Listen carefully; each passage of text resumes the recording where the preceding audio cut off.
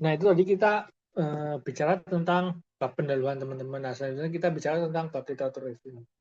Nah, literatur review ini tidak kalah penting juga dengan bab pendahuluan. Ini ibaratnya tuh bab yang mendukung bab pendahuluan dan penelitian teman-teman gitu. Jadi literatur review atau tinjauan pustaka itu apa sih teman-teman? Ini berdasarkan Jarod Suroso ya. Literatur review atau tinjauan pustaka itu memuat penjelasan mengenai teori, temuan terdahulu, serta bahan penelitian lainnya diambil dari referensi sebagai dasar pelaksanaan penelitian. Nah, jadi di literatur review ini teman-teman akan menjelaskan mengenai teori-teori, temuan-temuan terdahulu dari topik penelitian yang teman-teman angkat itu. Nah, tujuannya untuk apa? Tujuannya pertama adalah untuk mendapatkan landasan teori yang bisa mendukung pemecahan masalah yang sedang diteliti gitu.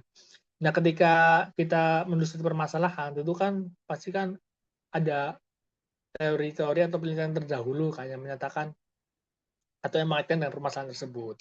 Jadi perlu diingat teman-teman, saat mustahil belum ada penelitian terdahulu. Saat mustahil kita menulis nggak ada teorinya teman-teman. Pasti ketika kita menulis, pasti ada teori-teori yang akan kita gunakan. Pasti ada penelitian-penelitian terdahulu yang menjadi referensi kita.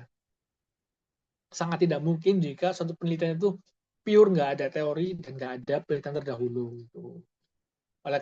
Oleh karena itu, di sebuah artikel ilmiah itu perlu adanya literatur review atau tinjauan pustaka. Itu menjadi struktur utama dalam penelitian.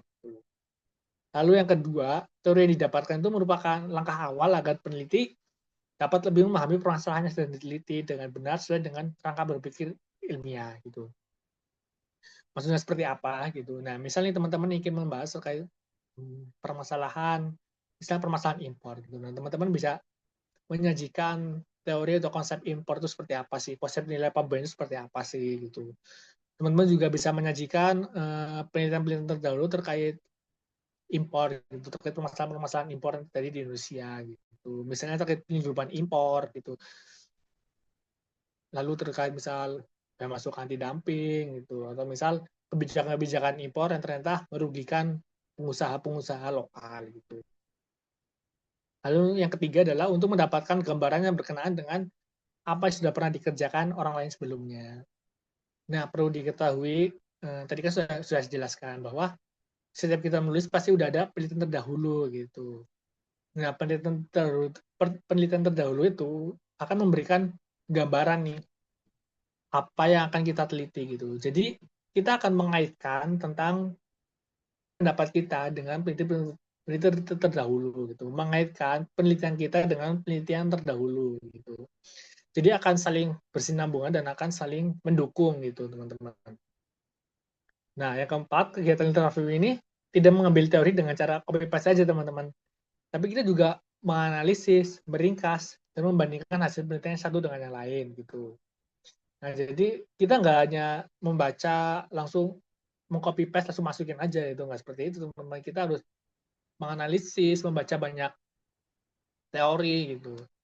Nah, tulisan yang baik itu di setiap paragraf kalimat itu alangkah lebih baiknya itu sebenarnya satu aja cukup sih. Tapi ketika lebih dari satu, misal ada 2 pendapat, 3 pendapat itu akan lebih baik, akan menguatkan literatur kita teman-teman, akan menguatkan tulisan kita. Next.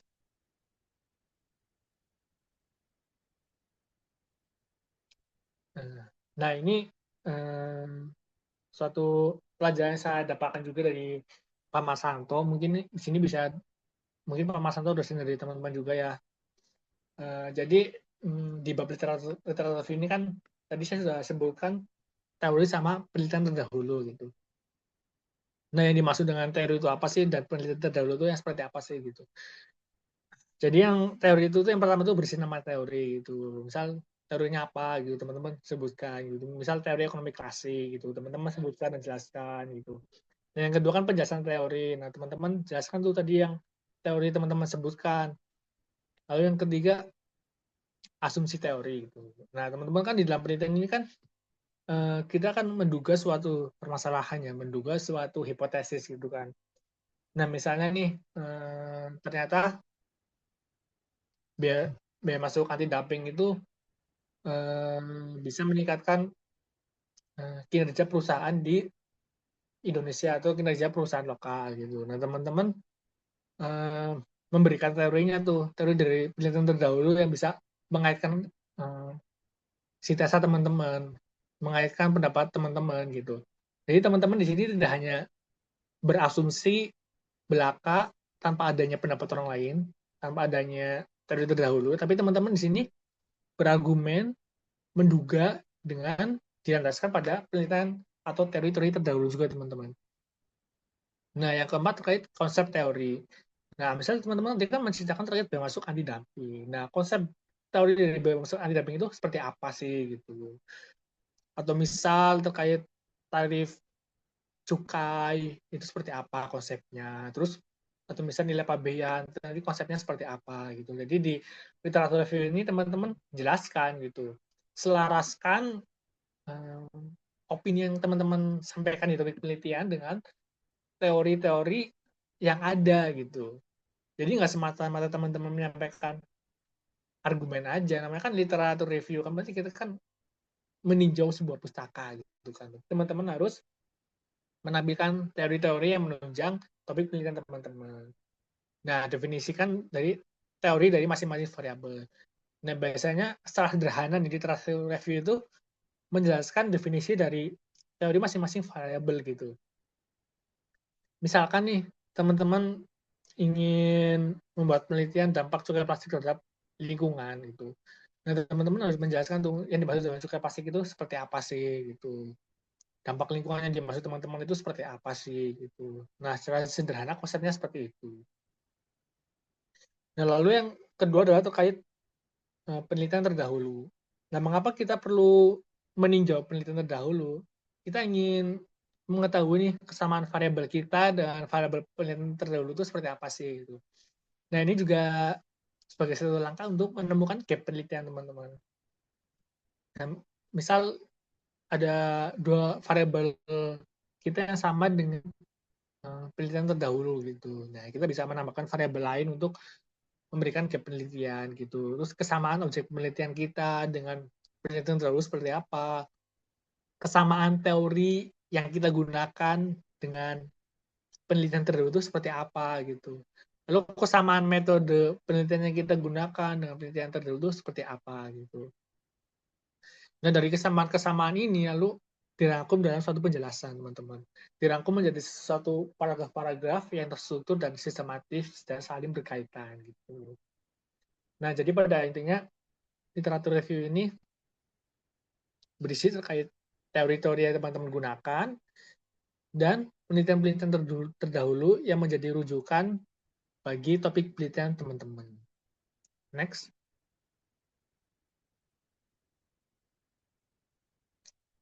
Nah, langkah-langkah menulis literatur review itu seperti apa sih, teman-teman? Yang pertama, jelas tentu mencari, membaca, dan memahami karya tulis yang relevan ya, teman-teman. Ya, saya tidak bosan-bosan mengingatkan untuk teman-teman rajin membaca ya. Karena orang yang jago nulis itu pasti harus sering membaca gitu, teman-teman. Karena dengan kita banyak membaca, itu gaya bahasa kita akan semakin luas, pola pikir kita akan semakin lebih dalam, ide dan gagasan kita juga akan semakin lebih tajam gitu, teman-teman. Ya, walaupun sekarang kan udah ada ChatGPT ya, teman-teman. Tapi jangan menyalahgunakan ChatGPT gitu. ChatGPT hanya untuk brainstorming aja gitu. Jangan semuanya teman-teman serahkan pada ChatGPT gitu. Walaupun ya ketika kita menggunakan prompt dengan baik dan benar, ChatGPT itu akan mengenerate dengan sangat baik, teman-teman. Tidak dipungkiri itu memang ChatGPT itu memang sangat powerful ya untuk membantu penulisan gitu. Tapi yang perlu kita ingat ya, kita kan ya ibaratnya kita kan penulis kan. Ya bisa dibilang kita kan peneliti kan. Ya mau nggak mau kita harus membacanya, memahaminya gitu. Kita harus paham di bidang tersebut gitu. Nah, kalau misal kita nggak paham, itu bakal jadi masalah nggak gitu.